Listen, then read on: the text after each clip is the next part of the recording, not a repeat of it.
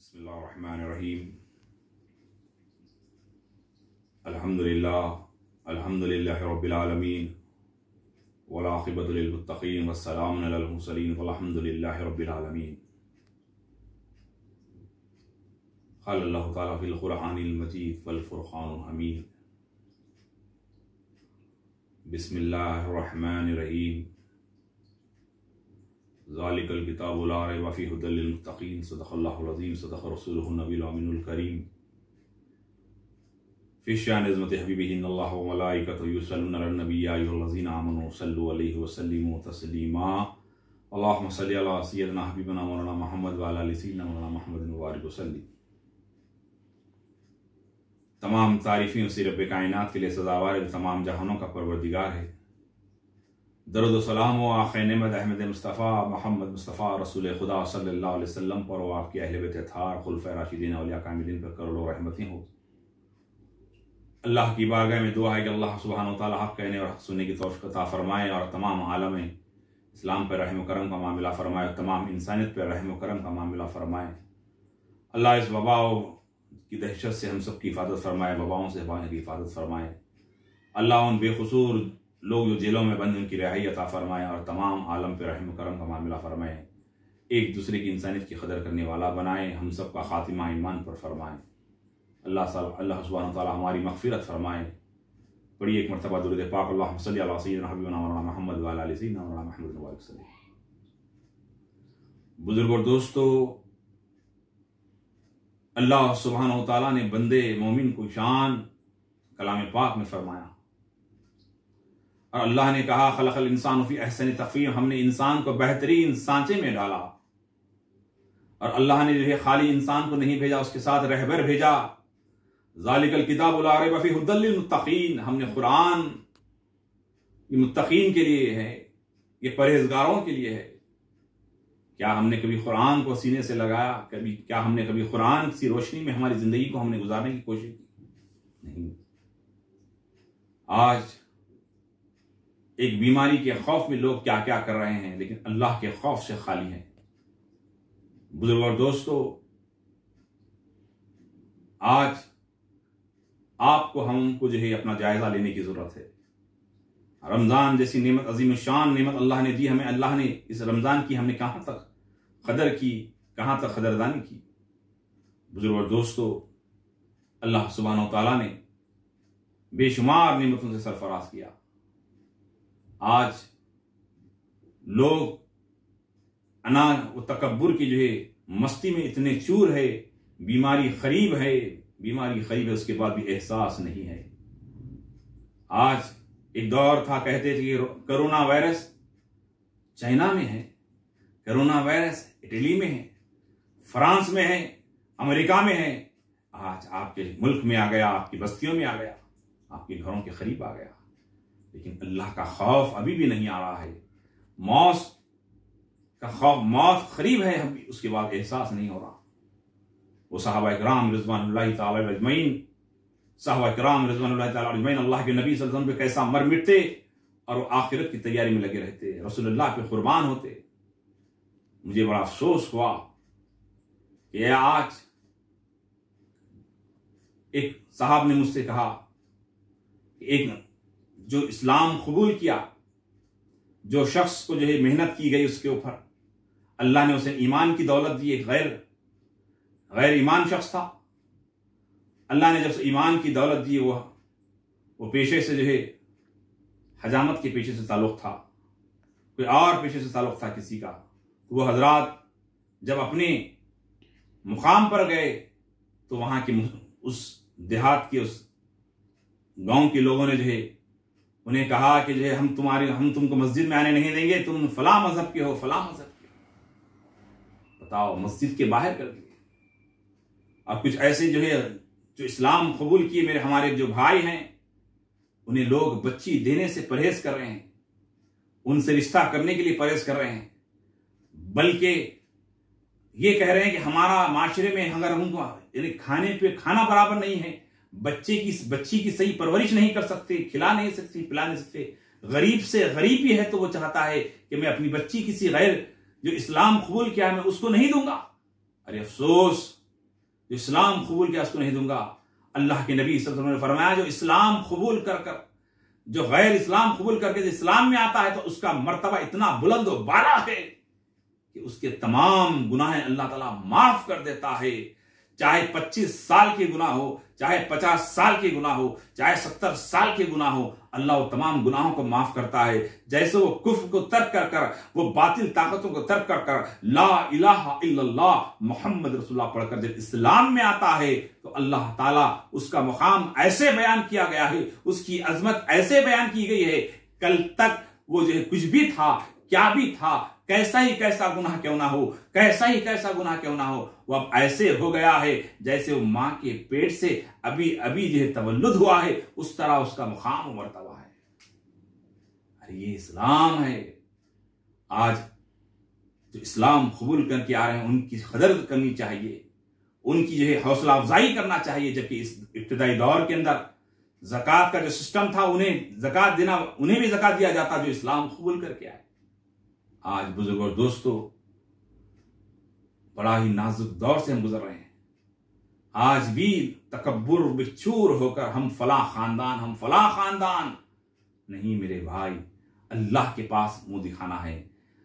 हजरत साद रजी अल्लाह तआला अन्हु का वो मशहूर वाकया, अल्लाह के नबी सल्लल्लाहु अलैहि वसल्लम को वजू करवाया करते। अल्लाह के नबी उनसे कहते ऐ साद, बिल्कुल काले थे, साद अस्वद भी कहा जाता है। तो आप अल्लाह के नबी को वजू कराते तो वजू करते करते अल्लाह के नबी वजू मजाक के अंदाज में कहते कि ऐसा तुम शादी क्यों नहीं करते, ऐसा तुम शादी क्यों नहीं करते।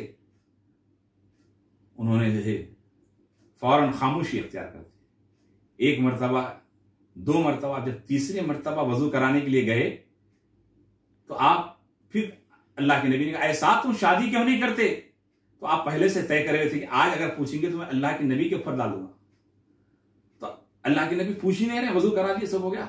उतने में साद रज़ी अल्लाह ताला जाने लगे। कहा ऐ साद कहां जा रहे हो। बोले तुम शादी क्यों नहीं करते। तो साद ने कहा या रसूलल्लाह आप अगर करा दें तो मैं जरूर कर लूंगा। बोले कर लोगे, हाँ कर लोगे, लेकिन या रसूलल्लाह मुझसे काले को, मुझसे काला कलर, जिसका कलर जितना पक्का कलर, मुझे कौन बच्ची देगा। बल्कि लोग तो मुझे नाम से कम और मेरे कलर से ज्यादा बुलाते हैं, मेरे रंग से ज्यादा बुलाते हैं। अल्लाह के नबी सल्लल्लाहु अलैहि वसल्लम की रहमत जोश पे थी, मेरे आका करीम सल्लल्लाहु अलैहि वसल्लम का जो है रहमत जोश पे थी। आपने कहा ऐसा क्या कहते हो, इस शहर मदीना के जो रईस है, जो अच्छे खानदान के है, फला अंसार है, जाओ उनके पास, हजरत अम्मार, हजरत आमिर रज़ियल्लाहु ताला अन्हु, उनके पास जाओ और जाकर कहो कि जो अल्लाह के नबी तुम्हारी बच्ची, तुम्हारी बेटी से मेरा निकाह तय किए हैं। जाकर आप खुद हाथ मांगो, या रसूलुल्लाह ये वक्त ज़ोहर है, धूप का वक्त है। बोले हाँ अभी जाओ। तो अल्लाह के नबी सल्लल्लाहु अलैहि वसल्लम के कहने के मुताबिक हजरत साद अब जाने लगे, लेकिन पैरों में जो है चुंबिश हो रही है, कैसे जाऊं। घर तक पहुंच गए, धूप इतनी तेज थी, खजूर के पकने का मौसम था। उस टाइम, उस दिनों में लोग उस वक्त में जो है आराम करते और उस आराम के वक्त में जो है लोग, कोई खास बात होती तो घर के बाहर निकलते। हजरत साद जब गए करीब पहुंचे, मकान के करीब पहुंचे, घर पर दरवाजे पे दस्तक दी, फौरन लोग हैरत में, ये वक्त में कौन आया। जैसे ही आप दरवाजा खोलने के लिए वालिद बुजुर्ग आए, उनके पीछे उनकी बेटी भी आई। जैसे करीब पहुंचना था, दरवाजा खुला। दरवाजा खुलने के बाद हजरत साद सलाम किए, उसके बाद कहा या अल्लाह के नबी ने मुझे भेजा है। आपने कहा हाँ बताओ। फिर पूछा क्या है, किधर आना हुआ। कहा अल्लाह के नबी ने भेजा है। बोले बताओ, हाँ अल्लाह के नबी भेजे, बताओ किधर आए। अल्लाह के नबी ने भेजा है। बोले क्यों भेजा है, किस लिए। कहा रिश्ते के लिए।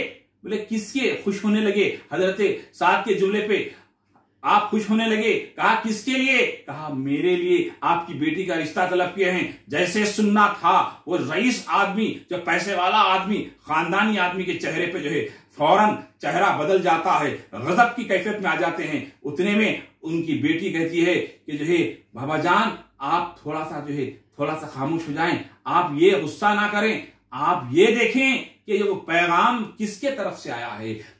पैगाम किधर से आया है, भेजने वाला कौन है। अरे दुनिया के रिश्ते तय होते हैं, कोई मामू भेजता है, कोई चीचा भेजता है, कोई भाई भेजता है। यहां पे भेजने वाली जात मोहम्मद रसूलुल्लाह की जात है, रसूलुल्लाह सल्लल्लाहु अलैहि वसल्लम की जात है। तो बेटी ने हौसला दिया, उन बेटी के अंदर भी इश्क रसूल था। उसके बाद फौरन अल्लाह के नबी सल्लल्लाहु अलैहि वसल्लम की मजलिस में आए, कहा कि जो या रसूलल्लाह आपने मेरी बेटी के लिए साथ का रिश्ता, हाँ तुम्हारा रिश्ता, तुम्हारी बेटी का रिश्ता साथ से होगा। कहा, उसके बाद कहा क्या तुम्हें मंजूर नहीं या रसूलल्लाह, आप पे से मेरी जान और माल कुर्बान, आपके फरमान के मुताबिक जरूर देने के लिए तैयार हूं। फौरन तैयारी शुरू हो गई। उतने में अल्लाह के नबी सल्लल्लाहु अलैहि वसल्लम ने जो है वो साथ बिल्कुल गुर्बत ज़ादे, गरीब ज़ादे, बिल्कुल गुर्बत से दो चार, गरीबी से दो चार, अल्लाह के नबी सल्लल्लाहु अलैहि वसल्लम ने जो है फौरन कुछ वहां अमानत थी आपके हवाले किया हजरत साद के, साथ जाओ शादी का जोड़ा खरीदो, शादी का लिबास खरीदो, कुछ जो है कुछ शादी का लिबास खरीदो। तो पैसे वगैरह अमानत वगैरह कौन दिए? खत्मुल मुरसलीन सल्लल्लाहु अलैहि वसल्लम दिए। लेकर जैसे बाजार निकले, बाजार में शादी का जो है आप लिबास खरीदने के लिए निकले, तो निदा देने वाला निदा दे रहा है कि है कोई अल्लाह की राह में जहाद करने वाला।